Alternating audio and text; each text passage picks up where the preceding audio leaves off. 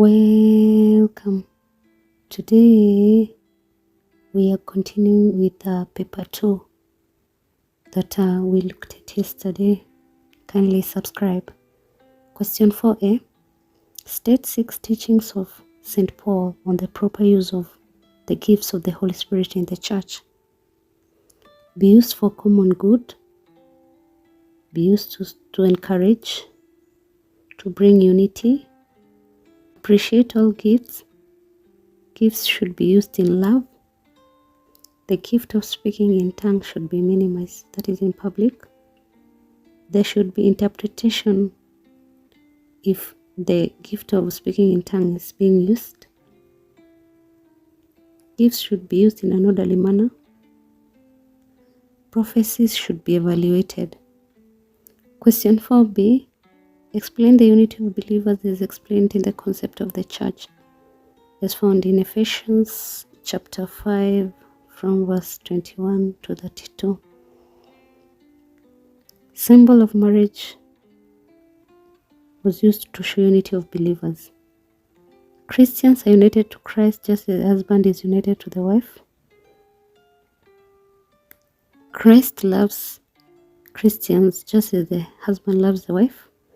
The church submits to Christ just as the wife submits to husband. Christ is the head of the church while the husband is the head of the family. The husband loves his own body and nourishes it just as Christ loves the church and nourishes it. Question 4c. Identify 6 factors that hinder effective cooperation among Christians in Kenya today. Greed for power, competitions for converts, materialism, discrimination, political interference, different interpretations or doctrinal differences, idol worship, lack of equity in resources, poor infrastructure, language barrier, and inadequate funds. Question 5a.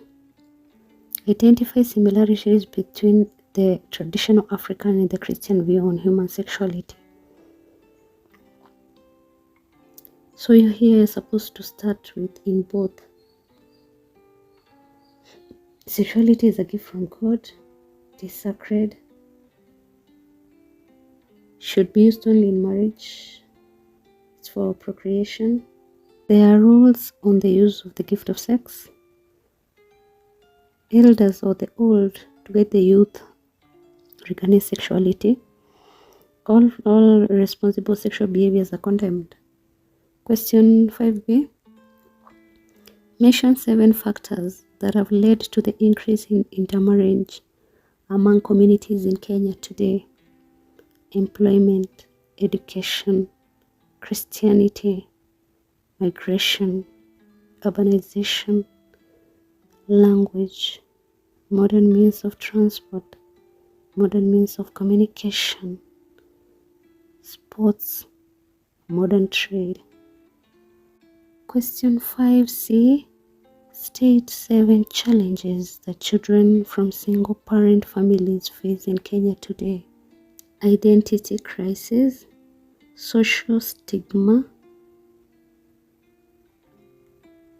miss the love of one parent, psychological problems, discrimination, rejection, lack of basic needs.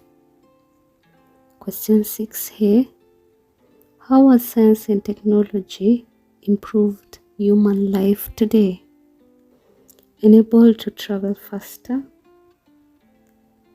pass information to large audience, work effectively, increase yields, reduces suffering, enhanced understanding environment, enhanced human life. Question 6b. Give 6 reasons why Christians are opposed to euthanasia. God gives life and only Him who can take it away. It equals to murder. Destroys God's image. Human judgment is limited. It is against medical ethics. It is against Jesus' mission. Suffering is part of life. Mercy involves saving life. It is constitutional right to uphold life. Question 6c. What is the place of Christians in curbing COVID-19 in Kenya today?